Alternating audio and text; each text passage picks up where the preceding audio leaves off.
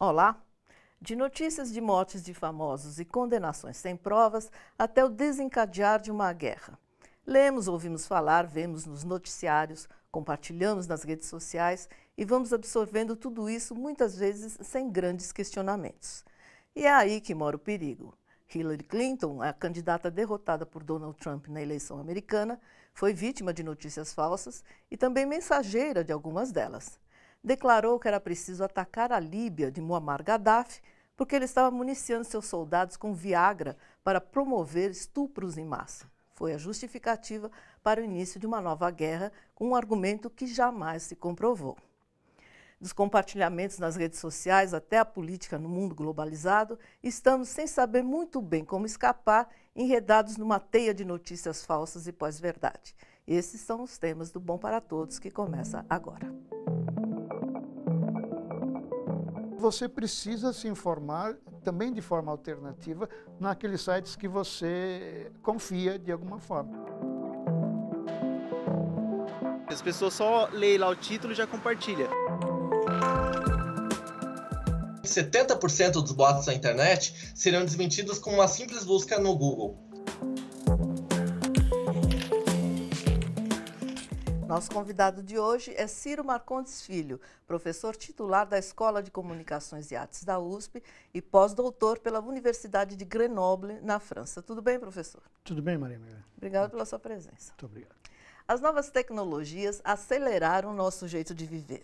Tudo é muito rápido para o bem e para o mal. Acontece também com as notícias falsas. Quase ninguém procura outras fontes para saber se o que está compartilhando, por exemplo, no Facebook, é verdade ou mentira. Imagine se deparar com uma notícia da sua própria morte. Quase que diariamente, alguma personalidade descobre que morreu numa página da internet. A última vez que teve foi a morte de Silvio Santos, que foi recentemente agora. Notícias falsas sobre morte de famosos são rapidamente desmentidas, mas milhares de outras continuam circulando pela rede como se fossem verdades. São compartilhadas pelas redes sociais e se espalham numa velocidade assustadora. Eu vejo muita gente fazer isso no Facebook, principalmente. As pessoas só leem lá o título e já compartilham. O que é horrível isso, porque você está propagando mensagem falsa.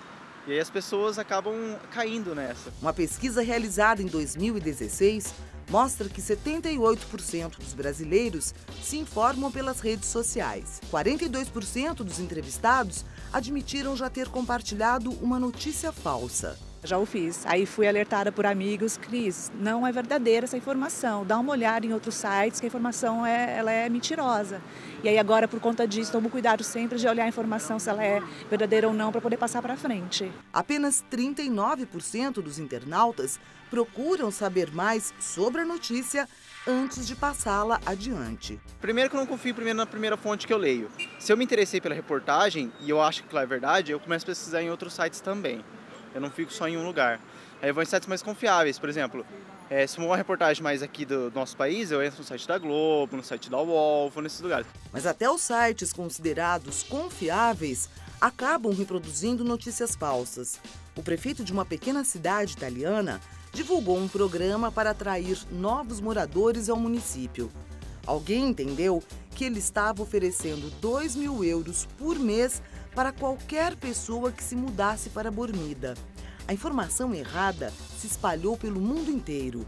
No Brasil, pelo menos 6 veículos reproduziram a mesma reportagem, que depois foi desmentida. Um problema é que as pessoas não filtram o que elas veem. E muitas vezes elas viciam as suas pesquisas. Elas, baseadas no que elas acreditam, acabam buscando fonte só de um jornal ou só de um portal de notícias. Eu tento evitar isso.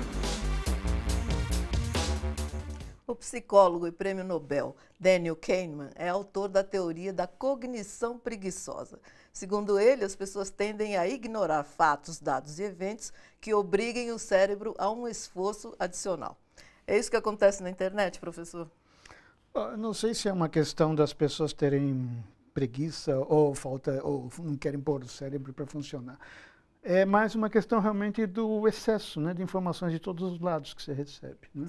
Você recebe muita informação e As pessoas normalmente não têm nem tempo, nem muitas vezes também não têm a capacidade de fazer esse filtro, nessa triagem das informações que recebem. São tantas coisas que se lê que você não tem como saber se aquilo se é mentira ou se é verdade. Às vezes também falta um pouco de repertório para entender o texto, né? Tem isso também, mas hoje você tem uma situação inversa do que aconteceu no passado, que as pessoas tinham que buscar e ir atrás da informação. Hoje você tem de todos os lados, seja nos grandes meios de comunicação, seja pelas redes sociais, seja por amigos que te mandam pelo Facebook. Você tem de todos os lados esse afluxo muito grande de informações, você não tem como fazer um tratamento disso que você recebe. Eu queria que você explicasse a diferença entre a fake news, as notícias falsas, e a pós-verdade. Bom, a pós-verdade é um conceito, na minha opinião, um tanto equivocado, né? Porque ele se baseia no fato de que o jornalismo trabalhava antes com algo que seria verdade, o que nunca foi exatamente a questão, né? A imprensa, ela não é, digamos, veículo da verdade, ela traz notícias, mas notícias segundo um certo enfoque, né? Um certo interesse daquele jornal, daquela rede de televisão, daquela emissora de rádio. Então, sempre é alguma coisa direcionada para um certo tipo de interesse. Então, falar em pós-verdade significa que havia uma verdade antes, e eu acho que esse é um conceito equivocado. Agora, fake news, de fato, é um conceito novo que hoje está circulando por aí a partir da construção mesmo de notícias intencionalmente criadas só para conturbar quadros políticos, sociais, eleições e tudo isso, né? O que acontece é que elas são lançadas em certos momentos em que o eleitor, a opinião pública, não tem o tempo suficiente para refletir sobre aquilo e fazer a sua própria opinião, porque você tem que ter um certo delay, um certo momento para você trabalhar aquilo. E se você joga aquilo numa véspera de eleições, né, algumas horas antes de uma votação, você confunde muito mais rapidamente o eleitor. Isso é o novo na história, né? O uso disso de forma estratégica em certos momentos políticos decisivos, né, que acaba fazendo com que o eleitorado fique confuso e vote errado muitas vezes, né? A Caneta Desmanipuladora é uma página no Facebook que analisa as manipulações midiáticas. É ela quem manda uma pergunta interessante pelas redes sociais. A internet é claramente o maior meio de dispersão de notícias falsas. Vocês acham que seria por meio da internet que a batalha pela verdade dos fatos tem campo mais fértil para a disputa? Ou ainda dependemos de grandes redações para sustentar a credibilidade da apuração? Bom, o que você tem hoje em dia, Maria Amélia, é que as grandes corporações de comunicação, os grandes jornais, redes de televisão, elas já não são mais tão monopolistas quanto foram no passado. Então, de qualquer forma, elas já aceitaram, né, que elas têm que entrar também na internet, participar desse jogo, porque é lá que as coisas estão acontecendo mais claramente. Acontece quase que o inverso hoje. Elas se pautam, né, pelo que está acontecendo na internet. Então, é sim, pela internet, porque é o grande veículo hoje, não só brasileiro, né, de toda a humanidade, vamos chamar assim, né, que se informa a partir disso e também forma as suas opiniões. É claro que aí há um outro processo de formação de opinião, mas a confirmação disso, o reforço disso, ele acaba acontecendo pelas redes. É nas redes que você faz também a contra-informação. O site boatos.org fez uma lista com dicas preciosas para ajudar a diminuir a quantidade de notícias falsas na internet. Preste atenção, anote, cole em lugar visível e nunca deixe de consultar quando for compartilhar algum post nas redes sociais. Veja algumas delas. Recebeu o conteúdo, leia antes de compartilhar ou dar a sua opinião. Se você postou algo errado, seja humilde e corrija com o desmentido da história. Cuidado com sites não confiáveis na internet e amigos e familiares confiáveis em redes sociais. Não confie cegamente em suas crenças políticas, religiosas e ideológicas. Fique alerta quando ler. Compartilhe, repassando, cuidado, envie a todos, alerta, leia antes que apaguem, atenção, um amigo que é policial, enfermeiro ou médico me contou, deixe o seu amém. Acompanhe serviços que desmentem boatos. Além do boatos.org, consulte os sites efarsas.com, verdadeabsoluta.com e aosfatos.org. No próximo bloco, sites que caçam notícias falsas têm milhões de visualizações na internet. Copia uma parte do conteúdo, vai no buscador, joga um trecho para verificar se outras fontes deram informação, se alguma fonte confiável deu informação.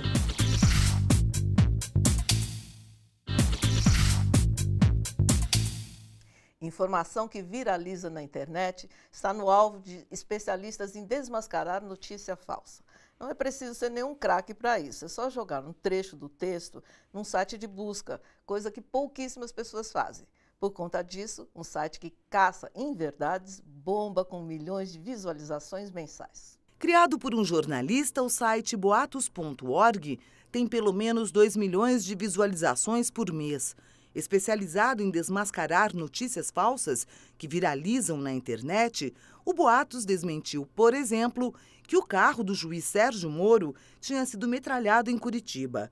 Também desmontou a farsa de que Lula seria dono de uma ilha paradisíaca em Angra dos Reis. Às vezes a gente tem que entrar em contato com as pessoas envolvidas para conseguir desmentir. Mas, na maioria dos casos, e aí eu posso te dizer seguramente 70% dos boatos na internet serão desmentidos com uma simples busca no Google. Óbvio que todo boato deveria ser desmentido, mas num universo tão amplo de notícias falsas, o site prioriza as mentiras que viralizam nas redes sociais e que, portanto, alcançam um número maior de leitores. A gente faz essa averiguação justamente para atingir o maior número de pessoas quando desmente o boato. Identificar uma notícia falsa não é trabalho exclusivo de profissionais como os jornalistas. Duvidar é a primeira regra para não passar o boato adiante. Eu acho que vale fazer uma segunda checagem e tentar ver se algum veículo de mídia confiável dá informação. Para checar uma informação, basta utilizar uma ferramenta de busca, como o Google. Copia uma parte do conteúdo, vai no buscador, joga um trecho para verificar se outras fontes deram informação, se alguma fonte confiável deu informação. E aí sim, a partir daí você pode compartilhar a história. Essa é a dica mais elementar de todas, né? No ar há 4 anos, o site já desmentiu milhares de notícias falsas. Cada farsa desvendada também é publicada nas redes sociais e compartilhada por internautas. Mas mesmo assim, qualquer boato que seja desmentido vai ter menos circulação do que o boato que foi espalhado. Pelo menos atinge uma certa parcela que não só ela vai saber que a história é falsa, mas talvez ela crie uma consciência de, na próxima vez, pensar 2 vezes antes de compartilhar uma história, né? Os sites desmontam as farsas, mas existem teorias que afirmam que, nestes tempos de pós-verdade, desmentidos intermináveis apenas fortalecem o feitiço da mentira. Como escapar dessa cilada, professor? Bom, essa questão do desmentido, né, funciona até certo ponto. De fato, ele tem razão, né, quando ele fala que o boato ele circula com muito mais efeito e impacto do que o desmentido. Né?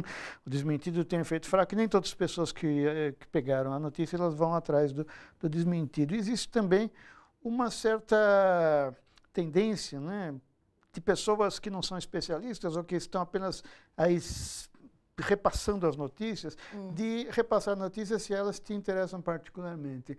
Então, há um efeito multiplicador no fato de que aquela notícia pode até ser falsa, mas é interessante. Então, eu vou replicar porque, para mim, interessa o que vai desmoralizar X ou Y político e aí é interessante para mim. Então, existe uma outra participação até ativa daquela pessoa que pega essa informação em replicar aquilo, né?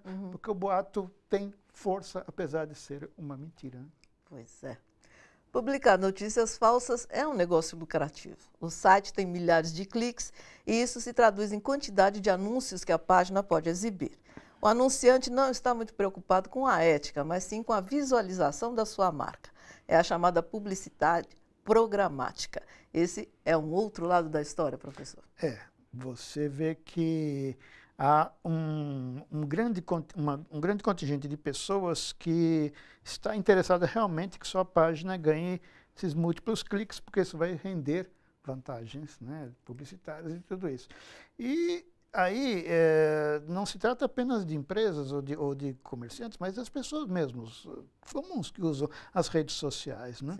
Há uma certa malandragem nisso. Né? Você pode de repente se tornar uma pessoa de alta visualização na internet. Você sabe que existem essas empresas que estão à caça exatamente dessas pessoas, Sim. porque elas se tornam divulgadores de mensagens publicitárias. Então a questão ética realmente vai para segundo plano, o interesse pessoal prevalece e que se dane, né, a verdade, né? Então essas pessoas realmente fazem isso. Isto é o que ocorre, isso é um dos grandes problemas da internet, que é esse uso não só abusivo, mas essa exploração indevida e desonesta mesmo das coisas para lucro pessoal, em detrimento de pessoas, de prestígios e tudo isso que desmoronam também com a viralização. Pois é, porque dizem que, de acordo com o clique, a pessoa recebe um pouco da publicidade, né? Mesmo que seja uma quantidade pequena, mas são tantos cliques que acaba saindo um dinheiro bastante razoável. Se torna uma atividade lucrativa, então você ganha em cima da desmoralização do outro, dos boatos que você espalha, e a questão ética aí realmente desaparece, né? Então as pessoas agem, e a internet facilita isso, porque não tem controle sobre isso. A internet é uma organização que, na verdade, não está nem um pouco preocupada com essas questões morais, éticas ou políticas. Aquilo existe exatamente para reverberar todos esses fatos e para pagar, aí as empresas pagam aqueles que anunciam. Então, não há ética. Nem pensar. Bem ou mal informado, ninguém está isento de espalhar uma notícia falsa. As coisas hoje em dia são muito rápidas, né? Então, se você não prestar atenção sem querer... Por exemplo, tem um exemplo até que é legal. Não vou citar um nome, mas tem um governador do Ceará que falou uma vez uma questão sobre os professores, etc. E essa frase foi atribuída ao governador de São Paulo e não era do governador de São Paulo. E eu vi vários amigos até bem informados, assim, replicando isso na internet. Então, eu acho que ninguém está isento disso, independente da profissão. Tem que tomar cuidado, tem que observar. Pois é, tem que tomar cuidado e observar. Sim, exato. É o mínimo, né? Essa exige que o usuário, né, da internet, ou aquele que vê as notícias passando pela televisão, tenha um certo tipo de juízo crítico. Isso não é muito o que acontece, né? Poucas pessoas efetivamente fazem esse tipo de avaliação, ou como ele falou aí, comparar se a notícia que veio lá do Ceará é a mesma de São Paulo, e a reverberação disso é um ato quase que automático, quase que mecânico das pessoas, né? E as pessoas tendem também a deixar para lá se acharem que aquilo ali combina com aquela pessoa. Então, Tem um pouco isso, né? Como eu te falei, né? Há uma certa participação meio malandra também da pessoa que fala, bom, mas isso aí vai ter até bom que isso se divulgue, porque aí você vai depreciar um pouco esse candidato, esse político, etc. Ou seja, soma a sua própria posição política com o boato, quer dizer, na verdade está criando um adicional de boato na história, né? É uma tragédia, né? A gente ri, mas é trágico. A Universidade de Harvard confirmou que o presidente Lula é vítima de lawfare, o uso indevido dos recursos jurídicos para fins de perseguição política. O famoso PowerPoint do procurador Deltan Dallagnol oferecia convicções e não provas de que Lula seria o chefe de um grande esquema de corrupção. Mas a mídia difundiu como verdade. Muita gente acreditou e quer vê-lo preso, mesmo sem provas.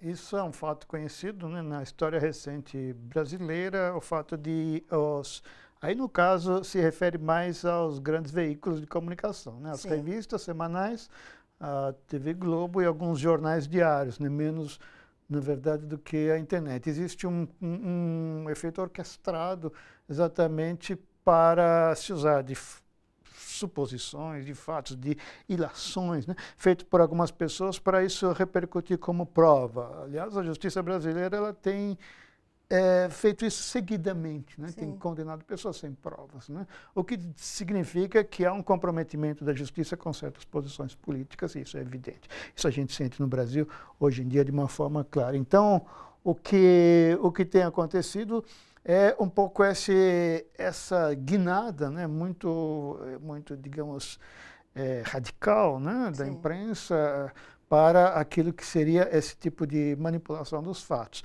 Ou seja, o que antes era feito de uma forma um pouco mais sutil, um pouco mais discreta, a gente percebe que, ao contrário, houve um efeito um pouco mais evidente, né, forte, mais assim, concentrado em certo objetivo político. Todos os principais sites que publicam pós-verdades no Brasil têm algumas características em comum. Os domínios não são registrados no Brasil, por exemplo, .com.br ou .org.br. A página Quem Somos não permite identificar as pessoas responsáveis pelo site e o seu conteúdo. As notícias, entre aspas, não são assinadas e são cheias de opiniões e discursos de ódio. Os nomes são parecidos com os de outros sites jornalísticos ou blogs autorais já bastante conhecidos. Veja alguns deles para escapar de notícias falsas. Ceticismopolitico.com, correiodopoder.com, criticapolitica.org, diariodobrasil.org, folhapolitica.org, gazetasocial.com, implicante.org, jornallivre.com, pensabrasil.com. Robert Proctor, historiador da Universidade de Stanford, diz que a humanidade globalizada vive hoje a era da ignorância, mesmo em tempo de excesso de informação. Professor, como é que a gente reverte esse quadro? Há esperanças de reversão? Isso não é contraditório, quer dizer, o excesso de informação causa a desinformação, né? Você, quando tem muitas fontes falando coisas muito diversas, você realmente se distancia porque aquilo ultrapassa a tua capacidade de avaliar, né? Então, há um efeito aí que os técnicos chamam de hipertelia da informação. Quanto mais a coisa acontece, mais ela desaparece. Então, a informação é um exemplo disso. Excesso de informação leva à desinformação. Então, o que existe, a gente já comentou isso aqui neste programa, é que você pode, de fato, né, ter um certo tipo de preparo, de cuidado para você não se submeter a receber todas as informações. Sim. Porque isso te dá exatamente essa sensação de uma grande desorganização, né?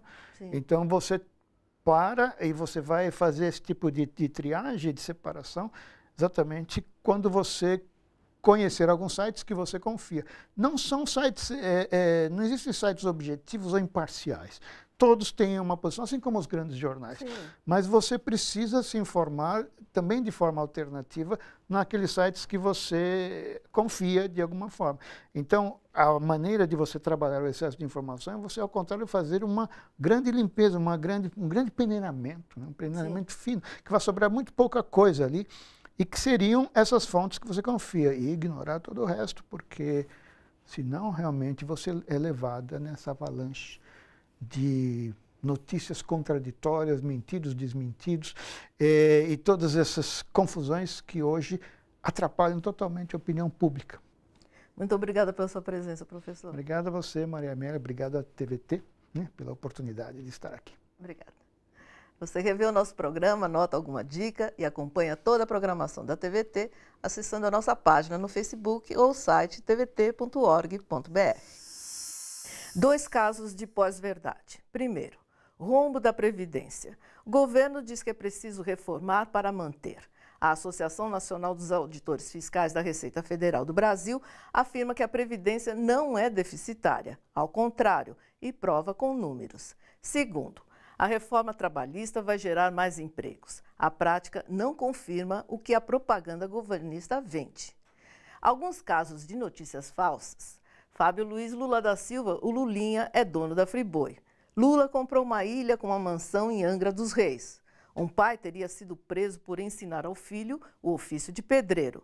Andreas von Richthofen, o irmão de Suzane que matou os pais, foi encontrado em surto na Cracolândia. São tantos absurdos que hoje o Facebook permite que seus usuários denunciem notícias falsas. Mas até aí há risco. As pessoas denunciam por raiva ou implicância só para o usuário ter a sua conta bloqueada, mesmo sem ter espalhado fake news. Essa é a realidade do momento para o qual ninguém ainda tem uma solução definitiva. Mas há algo que podemos fazer para combater um dos piores hábitos da internet: o de comentar e espalhar conteúdos sem ler. Essa sim, uma verdadeira fonte de notícias falsas. O Bom para Todos fica por aqui. Até a próxima.